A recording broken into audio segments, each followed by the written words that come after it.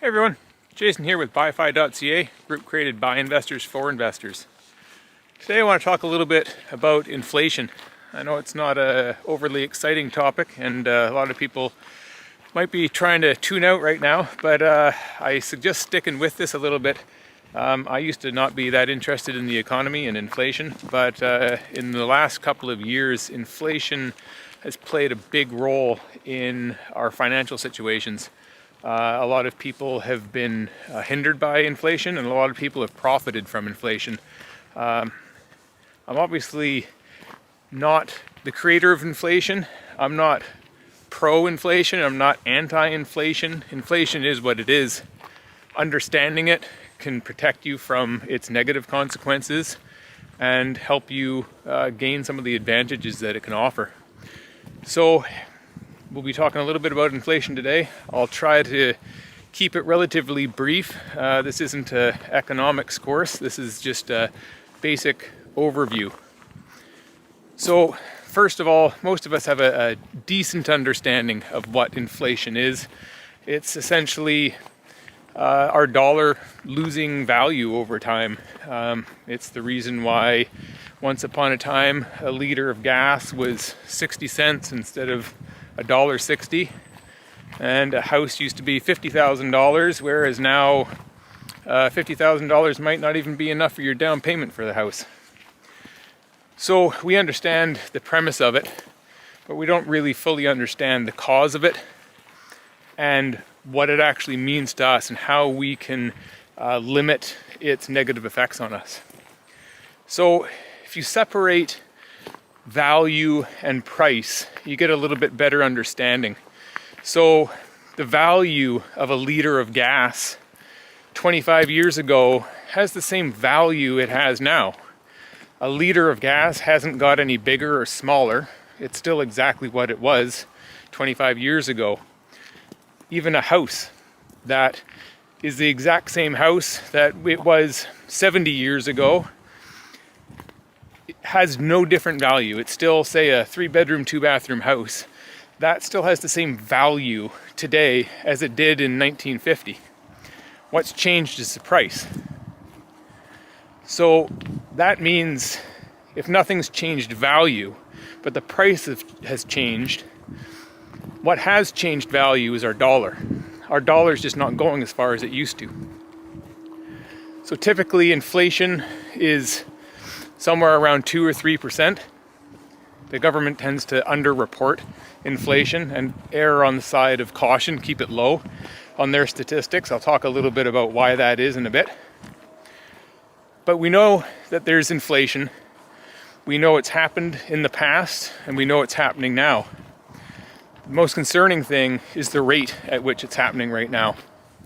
So every year the government kind of calculates what the value of a dollar is based on the economy, based on the population, based on the gross domestic product, based on interest rates, and they will essentially print money to equate what they view inflation to be that year.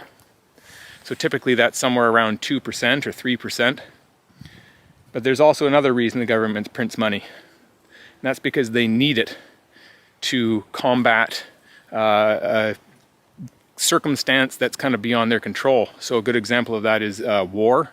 Quite often the gross domestic product decreases quite a bit when there's a war. So they'll print more money to sustain that country during the wartime.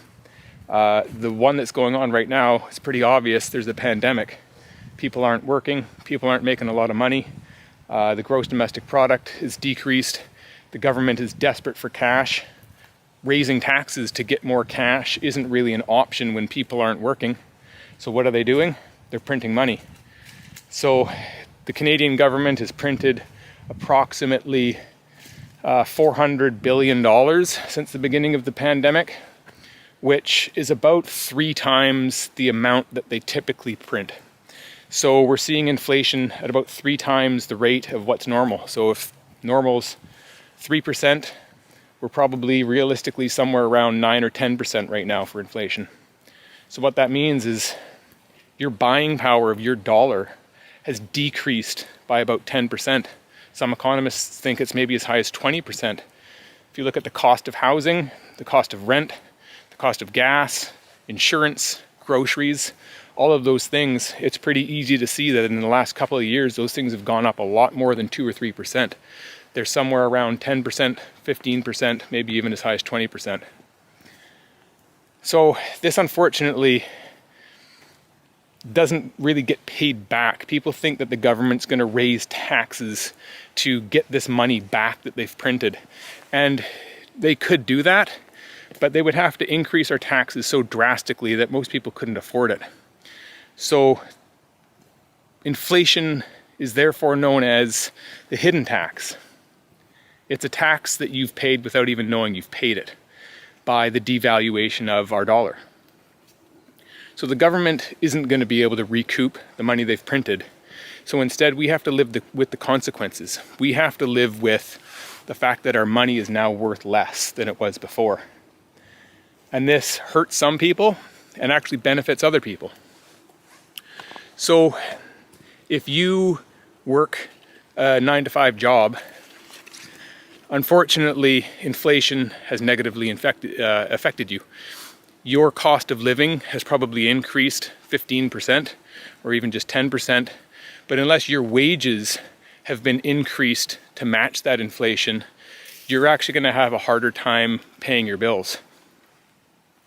If you have cash in the bank, unfortunately, inflation has negatively impacted you as well because that cash has lost value. So if you had $100,000 in the bank, that $100,000 doesn't have the same buying power it did a year ago or 2 years ago. So it's lost value. The people that really win when there's major inflation are the people that own assets. And unfortunately, this is a scenario of the rich get richer and the poor get poorer. So if you own real estate, for example, it's obviously seen a pretty major increase in price in the last year or 2 years. So you've benefited drastically from this inflation because you own something that is increasing in value. So if you own liabilities like boats, RVs, cars, things like that, those things have been decreasing in value. So typically you're not making any money off of those things, so they're not helping you out. You need things that actually increase in value when there is inflation. And typically real estate is one of the best examples of things that appreciate when there's inflation. So if you're wondering why the government is reporting approximately a 2% inflation in the last year, you have to understand that a lot of their costs are based on where they calculate inflation to be. So just take, for example, Canadian Pension Plan. They pay out money every month to people, and those people are expecting an increase in their payments based on where inflation is at. So if inflation is 15%, the government needs to hand out 15% more money. If the government says inflation is 2%, then they only need to hand out 2% more money. So you can see how the government really benefits from skewing the numbers and underreporting inflation. The other aspect of that is people would probably get a little bit angry if they understood what inflation was actually doing and how it's negatively affecting them. So if you found out that your money had lost 10% of its value due to the government printing money, or that your cost of living is going to be drastically increased, and yet your wages aren't going to be increased because of the government printing money, you'd probably be a little bit fearful and you'd probably be a little bit angry. And when it comes to election time, maybe you won't elect those the current existing party for a second term or third term. So that's why you need to always second guess the inflation numbers that the government's printing. It's in their best interest to report that as low as possible.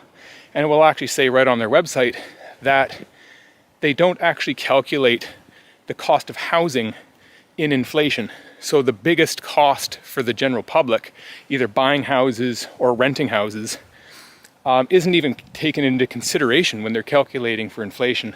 So that kind of gives you an idea of how skewed those numbers are.